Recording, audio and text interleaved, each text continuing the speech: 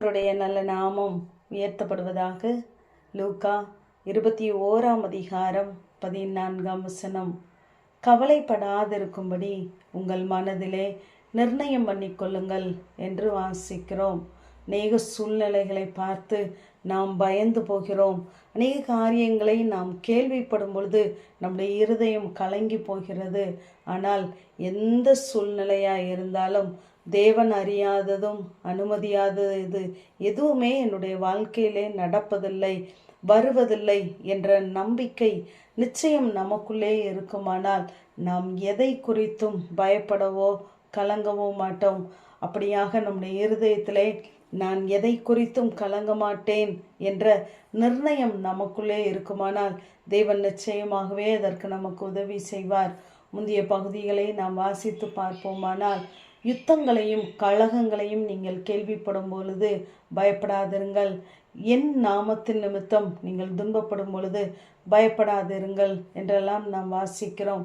ஆகவே சூழ்நிலைகள் எதுவாக இருந்தாலும் நம்மோடு கூட தேவன் இருக்கிறார். அவர் அனுமதியாமல் எதுவும் நம்முடைய வாழ்க்கையிலே வருவதில்லை, நடப்பதில்லை என்ற நிர்ணயம் நமக்குள்ளே இருக்குமானால் நிச்சயமாய் நாம் அவைகளையெல்லாம் கர்த்தருடைய வார்த்தையினாலே கடந்து போவோம். இங்கு தாவீது தன் தேவனாகிய கர்த்தருக்குள்ளே தன்னை திடப்படுத்தி கொண்டான் என்று வேதம் சொல்கிறது.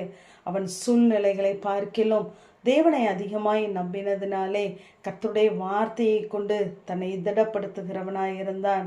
நாம் கவலைப்படுகிறதுனாலே நம்முடைய வாழ்க்கையிலே எதுவும் கூடி போவதும் இல்லை, குறைந்து போவதும் இல்லை. லூக்கா 12:25 வாசிக்கிறோம். கவலைப்படுகிறதுனால் உங்களில் எவன் தன் சரீர அளவோடு ஒரு முழத்தை கூட்ட முடியும்?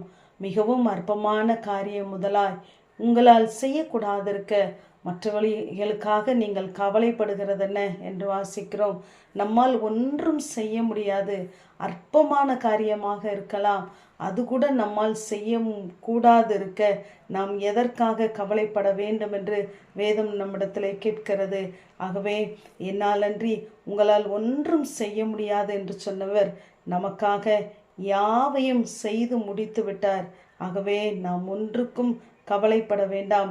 அநேக காரியங்களை, சூழ்நிலைகளை குறித்து நாம் பயப்படும் பொழுது, கவலைப்படும் பொழுது நாம் எண்ணிக்கொள்ள வேண்டியது, இதுவரை நடத்தினார், இதை காட்டிலும் எத்தனையோ பெரிய பிரச்சனைகள், போராட்டங்கள், கண்ணீர்கள், பலவீனங்களிலிருந்து நம்மை பாதுகாத்து தாங்கவும் தாண்டவும் உதவி செய்த தேவன் இந்த காரியத்திலும் நம்மோடு கூட இருப்பார் என்ற நம்பிக்கை நமக்குள்ளாய் இருக்க வேண்டும்.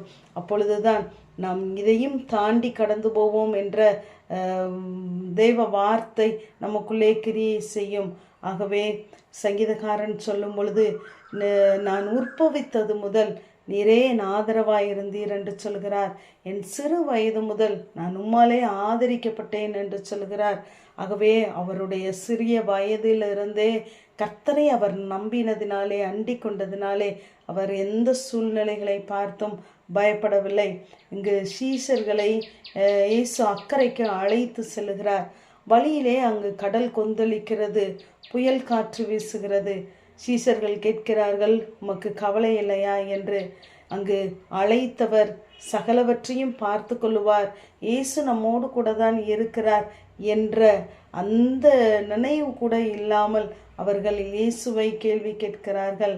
ஆகவே நாம் எதை நிர்ணயித்திருக்கிறோமோ நம்முடைய வாழ்க்கையிலே அதிலே நாம் நிலைத்திருக்கிறவர்களாய் இருக்க வேண்டும். லூக்கா 12:26 நம்மால் உங்களால் ஒன்றும் செய்ய முடியாது என்கிறார். எரேமியா 32:27 என்னால் செய்ய முடியாத காரியம் ஒன்று உண்டோ என்று கேட்கிறார். உன்னால் முடிந்ததை சொல், என்னால் எது முடியாது என்பதை சொல் என்று அவர் கேட்பதாக நமக்கு தெரிகிறது. ஆகவே ஒவ்வொரு நாளும் சகலவற்றையும் தாண்டுவதற்கு தேவன் புதிய கிருபையை தருகிறார். நம்முடைய பலன் எது, பலவீனம் எது என்பதை அவர் அறிந்திருக்கிறார். ஆகவே நம்மை தேவ கரத்திலே அர்ப்பணிப்போம், நிர்ணயம் பண்ணதிலே நிலை நிற்போம். ஆமேன். ஜெபம். பிதாவாகிய தேவனே, குமாரனாகிய இயேசு கிறிஸ்துவின் நாமத்தின் மூலமாய் உடைய சன்னிதானத்திலே வருகிறேன். நான் நினைத்தபடியே நடக்கும், நான் நிர்ணயித்தபடியே நிலை நிற்கும் என்ற வேத வார்த்தையின்படி கர்த்தாவே, நீர் எங்கள் வாழ்க்கையிலே நிர்ணயித்த காரியங்களிலே நாங்களும் நிலை நிற்க கர்த்தர் எங்களுக்கு பலன் தாங்க. இயேசுவின் மூலம் ஜெபங்கேலும் எங்கள் நல்ல பிதாவே. ஆமேன்.